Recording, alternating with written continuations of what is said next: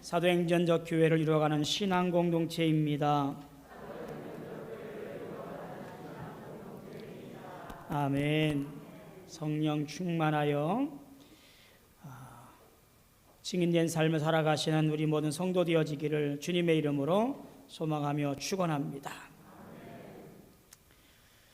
오늘은 성령 강림절입니다. 그리고 또한 존 웨슬리 회심 283주년 기념주일이기도 합니다.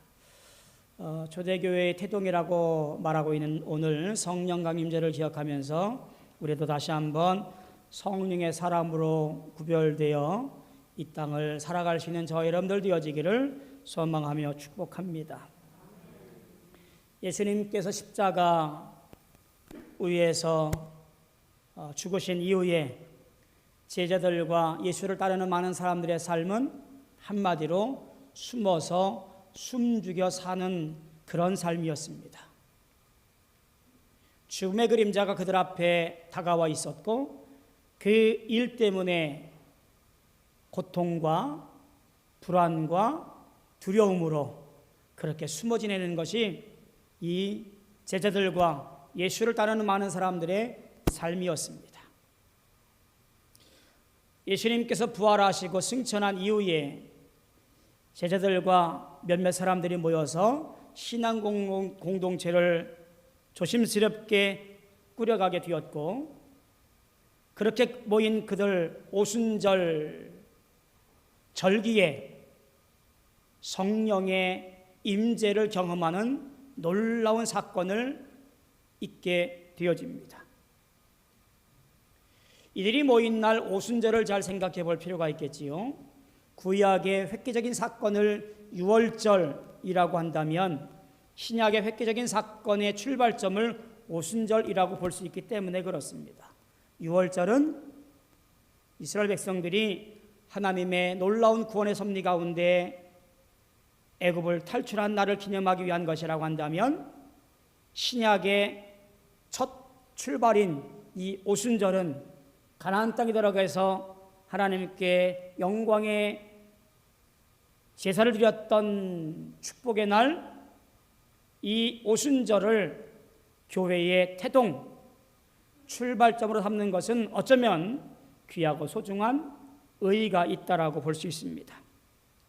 이 감사절기에 모여서 불안과 고통과 그리고 어려움 가운데 모여서 기도하고 찬송했던 초대 교회의 모습은 하나님 보시기에 얼마나 귀중하게 여겼을까 하는 생각이 들고, 그날에 모여있는 그들에게 바람같이 햄의 혀같이 성령의 임재를 내려 허락하셔서 그날을 기억하고 그날을 경험하게 되어졌더랬습니다.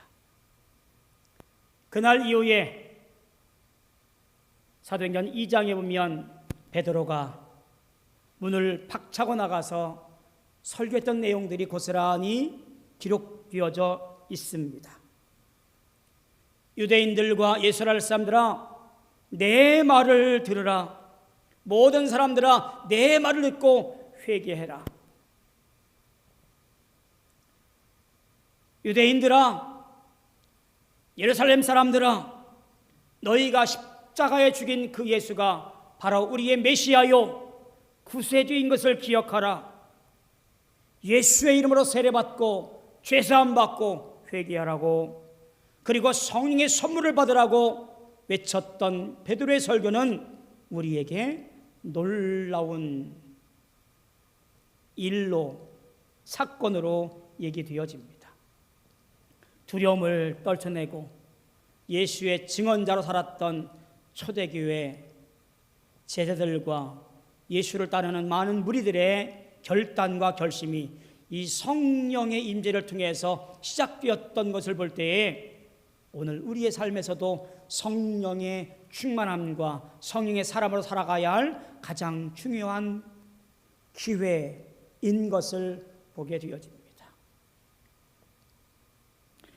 특별히 오늘 사도행전 3장 1절 이하의 말씀은 그 성령의 임재의 사건이 그저 한순간 받은 어떤 흥분 상태가 아니라 계속해서 삶에서 이어져 가고 있는 성령의 임재를 경험한 사람의 모습을 발견하게 되어져요. 즉 성령의 사람이 어떠하게 살아가야 되는가 라고 하는 것들을 지침 같은 것을 보게 되어집니다. 오늘 우리는 이 3장 1절 이하에 있는 말씀을 보면서 오늘 우리가 살아가는 이 시기에 성령의 사람이 어떠해야 되는가 라고 하는 것을 보게 되어지고요. 그를 통해서 오늘 믿음의 사람으로 살아가는 우리에게 다시 한번 귀감을 삼고 그렇게 살아갈 수 있는 귀한 결단과 결심의 시간들이 되어지기를 소망합니다. 오늘 말씀 보기 전에 먼저 성령의 사람 한 사람을 소개합니다. 바로 존 웨슬리, 감리교회 운동을 시작한 한 사람입니다. 그가 인생 88년 살아가면서 몇 가지 중요한 신앙적 계기들을 보게 되어지는데 그 계기를 소개하면서 그가 어떠한 사람이기에 성령의 사람이라고 말할 수 있는가? 라고 하는 것을 소개하려고 해요. 그의 인생 가운데, 그의 일기 가운데 가장 기억나는 첫 번째 사건이 무엇이냐면 바로 6살 때 기억되었던 고백이에요. 교회 사택이 불이 납니다. 6살 난 존 웨슬리가 기적적으로 그 불구덩이 속에서 건져내집니다. 그는 이렇게 고백을 합니다. 불구덩이 속에서 타다남은 막대기. 본인을 가리켜서 불구덩이 속에서 타다남은 그저 막대기에 불과한 인생살이 하나님의 은혜가 아니면 살 수 없었던 그 인생의 첫 출발점을 그는 그렇게 고백을 합니다.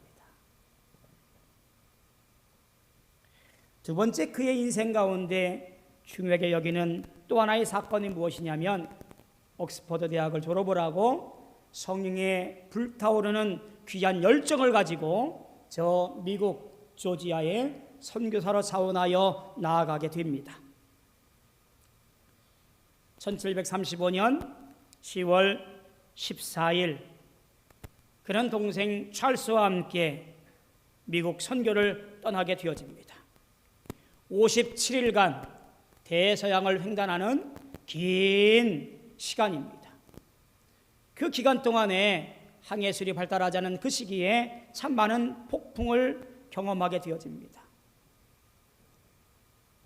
비바람이 칠 때마다 늘 불안하고 죽음을 경험하며 벌벌 떨고 있던 그의 눈앞에 보여진 한 무리들을 보면서 놀라운 고백을 하게 되어져요. 그들은 바로 저 독일의 보헤미아 지방에서 온 바로 모라비아 교도들입니다. 다 떨고 있고 두려워하는 시간에 그들은 함께 모여 기도하며 찬송하며 하나님께 영광 돌리고 모든 것을 맡기고 평안한 가운데 그 시간을 보냈던 모라비아 교도들을 바라보면서 자신의 부끄러운 신앙을 고백하게 되어집니다.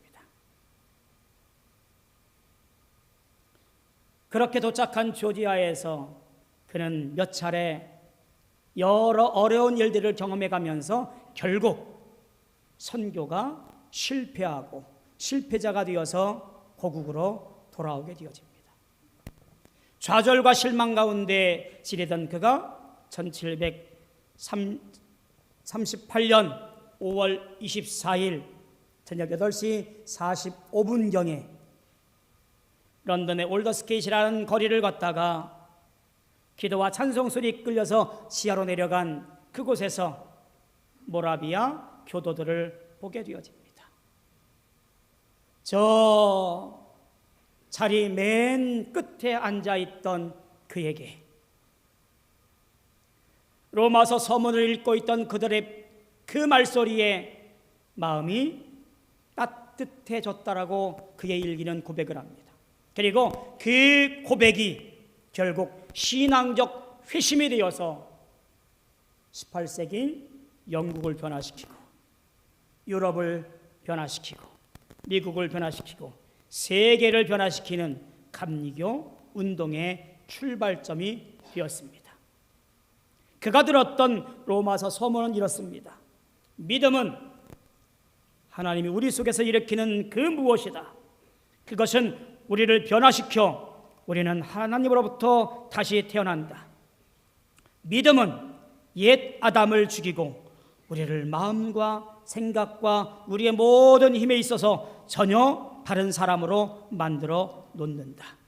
믿음은 내내 좋은 것 외에 다른 것을 행할 수가 없다.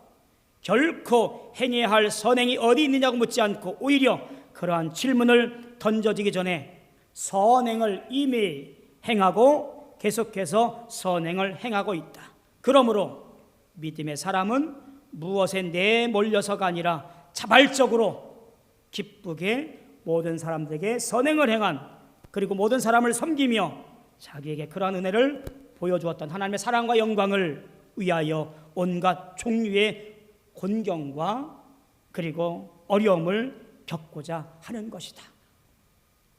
이 믿음을 고민하며 오직 의인은 믿음으로 말미암아 살리라고 하는 로마서 1장 17절 말씀을 고백하며 그의 신앙적 회심을 하게 되어집니다.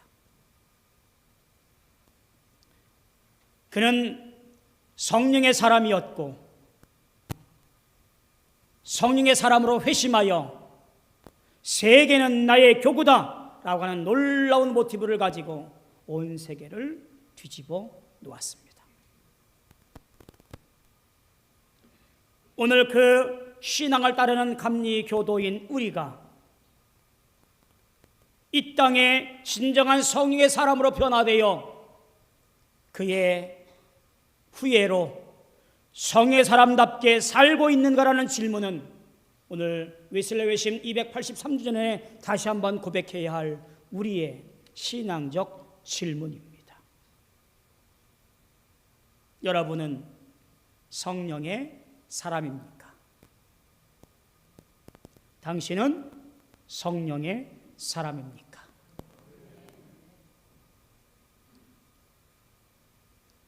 오늘 본문 말씀은 우리에게 성령의 사람이 어떠해야 되는가? 라고 하는 것을 몇 가지로 얘기하고 있습니다.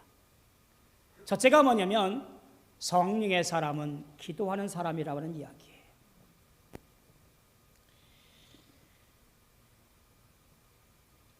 그의 신앙 가운데 가만히 보니 시간을 정하고 때를 정하여서 기도하기에 열심을 다했습니다. 3장 1절 이하에 보니까 제9시 기도 시간에 베드로와 요한이 성전에 올라갈새 베드로와 요한이 정한 시간에 기도하러 성전에 올라갑니다. 제9시라고 하는 것은 그 당시의 시간법, 그러니까 3시, 6시, 9시라고 표기되어지는 그 당시의 시간을 오늘날로 환산하면 오전 9시 그리고 정오 오후 3시 이렇게 시간을 정해서 성전에 올라가서 열심을 다해 기도합니다. 그런데 기도를 잘 보셔야 돼요. 그 기도의 시간에 그의 기도가 내 욕망이나 내 요구를 관철시키기 위한 기도가 아니라 주의 뜻을 바로 알고 주의 가르침을 기억하고 주님의 뜻에 내 모든 것을 합하는 기도, 바로 그 기도를 통하여 주님께 나아가는 기도의 시간이었다라는 이야기입니다. 초대 교회의 많은 특징주를 바라볼 때 이 기도의 시간들은 너무나 중요한 것이었고 능력 있는 삶을 살기 위한 대단히 필요한 시간들이었습니다. 오늘 성령의 사람으로 살기를 원한다면 우리는 정한 시간에 주님께 나아가 주의 뜻을 알기 위한 기도의 시간들을 갈망하며 간구하며 참여해야 될 줄로 믿습니다. 성령의 사람 요한 웨슬레도 신성회를 만들고 일정적인 규칙들을 정합니다.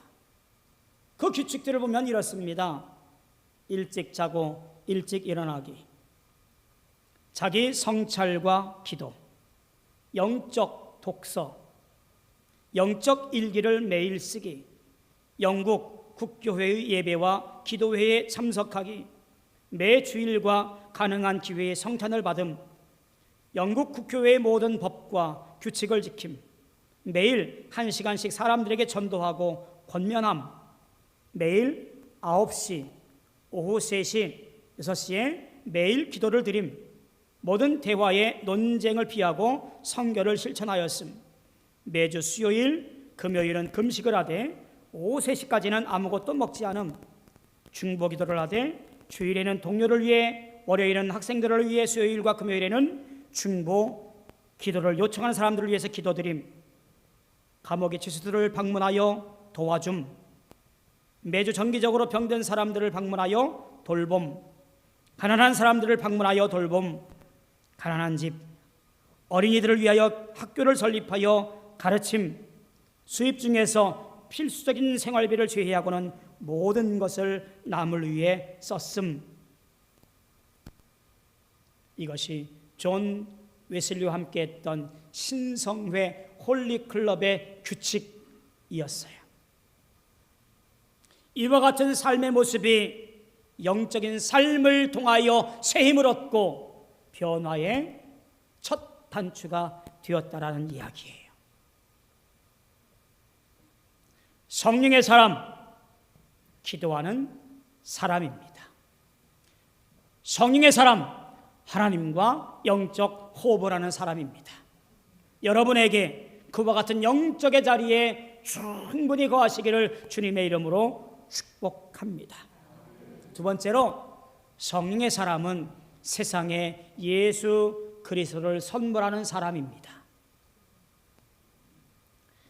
성전 미문에 사람들에 의해서 매여서 그 문 앞에 덩그러니 던져진 한 사람, 나면서부터 걷지 못하였던 한 사람, 그는 지나가는 사람들에게 그저 말 한마디도 건네지 못하고 던져주는 몇 가지 몇 푼으로 그렇게 살아가는 인생, 처절한 인생살이인 이 인생 앞에 베드로와 요한이 서게 되어집니다.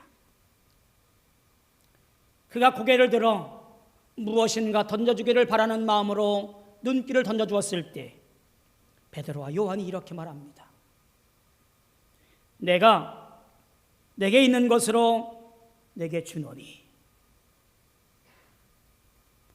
아마도 이 구걸하는 사람은 동전 몇 잎을 바랬을지도 모르겠습니다. 베드로가 말하지요. 은과 금은 내게 없거니와. 기대에 못 미치는 이 말 한마디에 아마 이는 낙심할지 모르겠습니다. 이어지는 말은 이렇습니다. 나사렛 예수 그리스도의 이름으로 일어나 걸어라. 오늘 교회가 던져주어야 할, 오늘 성도가 전해야 할 한마디는 돈이 아니고 재물이 아니고 가장 중요하고도 가장 으뜸이며 가장 가치이며 가장 귀중한 예수 그리스도의 이름이라는 사실이, 성령의 사람은 그 입술을 통하여 전해야 할 한마디 예수 그리스도 외에는 아무것도 없다, 그런 말이에요. 동전 몇 잎으로 뻐기는 삶이 아니고요, 넉넉하다고 어깨 들썩이는 삶이 아니고요, 교회의 부지가 어떻고 건물이 어떻고 하는 그런 자만적인 행태가 아니고요, 내가 있는 것은 아무것도 없거니와 겸손하게 그저 내가 전할 것은 오직 예수 그리스도 한 분뿐이라는 이 고백이 우리가 행해야 할 성령에 충만한 사람, 그 사람이 던져질 말이라고 하는 이야기입니다. 중세 한 교황이 사제들을 불러 모아놓고 이렇게 거들먹거리면서 말했습니다. 교회 창고에 재정이 넘칩니다. 사도들은 은과 금은 내게 없거니와 하던 시대는 지나갔습니다. 라고 자랑스럽게 떠벌립니다. 그 옆에 있던 유명한 철학자, 신학자였던 토마스 아퀴나스가 네, 교황 맞습니다. 하지만 예수 그리스도의 이름으로 명령하는 시대도 지나갔습니다. 아주 유명한 일화예요. 현대를 살아가는 우리 시기에 돈이라고 하는 것, 재물이라고 하는 것 중요하지요. 청년들을 생각할 때, 신혼의 삶을 살아가는 우리 젊은 세대들을 생각할 때 안타까운 시대를 살고 있습니다. 많은 우리가 관심 갖고 중심에 두고 가치를 높여야 되는 것은 그 어느 것보다도 가장 중요한 예수의 이름이라는 이야기예요. 오늘 우리가 전해야 할 것은 어떻게 해서 돈 버느냐가 아니라 어떻게 예수를 나의 구주로 영접하여서 구원받는지, 어떻게 해서 영적인 삶을 통하여 저 영광의 나라를 소망하는지, 이것이 우리가 전해야 할 가장 중요하고도 가장 귀한 성령의 노래인 것을 기억하시기 바랍니다. 세 번째, 성령의 사람은 참된 열매를 맺어야만 합니다. 8절부터 10절까지 보니까 성령의 능력을 힘입어서 고침받은 한 사람이 어떻게 행동하는지를 보게 되어집니다. 발목에 힘을 얻어 일어납니다. 그리고 이렇게 성경은 우리에게 전하지요. 그가 뛰어 서서 걸으며 뛰기도 하고 걷기도 하고. 뛰다라고 하는 원어는요, 어린 송아지가 곱비를 푸르고 이리 뛰고 저리 뛰는 모습, 그게 뛰다라고 하는 원어의 표현 의미예요. 얼마나 기뻤던지, 나면서부터 걸어보지 못한 그 걸음이 얼마나 귀했던지, 그는 발목에 힘을 얻어서 뛰면서 걸으면서 기쁨을 감당하지 못했을 거예요.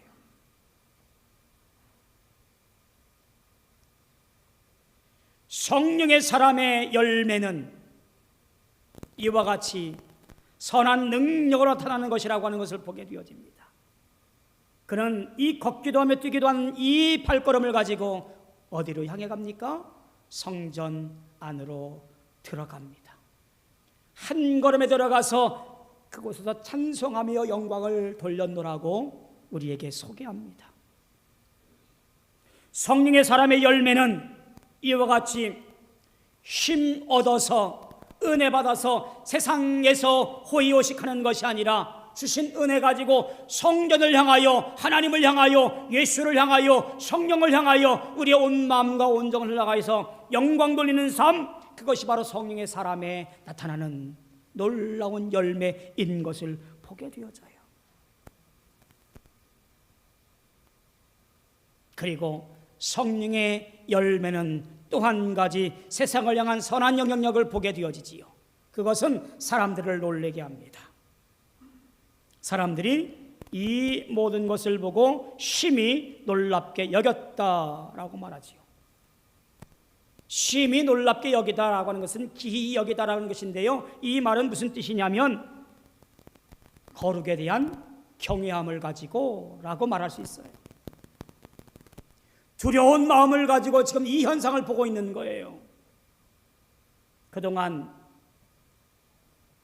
버릇처럼 드렸던 예배, 습관처럼 했던 기도, 유대인들과 종교인들에게 이 사건은 두려움 가운데, 떨리는 가운데 바라보게 되어지는 한 사건이에요.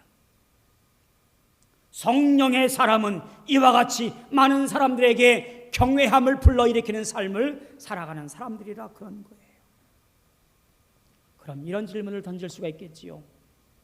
왜 이 시기에 성령의 사람이어야 됩니까? 왜냐하면 우리가 살고 있는 이 시기가, 우리가 몸담고 있는 이때가 어려운 시기이기 때문에 그렇습니다. 불안하기 그지없는 시기이기 때문에 그렇습니다. 앞을 가늠할 수 없는 때이기 때문에 그렇습니다. 어려운 때에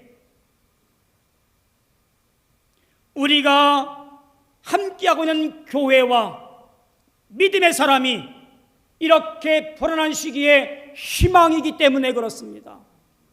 교회가 세상의 등대이기 때문에 그렇습니다. 그래서 오늘 우리는 성령의 사람이어야만 한 이유가 바로 거기에 있습니다. 손가락질 받는 예수 믿는 사람이 아니고, 혀를 끌끌 차게 만드는 교회가 아니고, 내가 성령의 사람이 되어서 성령 충만하여서 이 땅의 희망으로서, 이 땅의 등대로서 그들을 이끌고 놀라운 희망 가운데 저 영광의 나라를 바라보게 해야 할 이유가 우리에게 있기 때문에 그렇습니다. 기도하고 예수의 이름을 전함으로 말미암아 성령의 사람으로 그 역할을 감당해야 할 때가 지금입니다.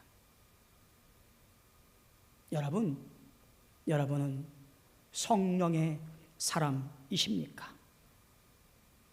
더욱더 기도하고 더욱더 충만하여서 사람에게 희망을 주고 능력 주어서 그 충만함으로 함께 예비하고 이 땅을 이끌어갈 수 있는 놀라운 하나님의 사람들, 성령의 충만한 사람들 다 되어지기를 주님의 이름으로 소망하며 축원합니다.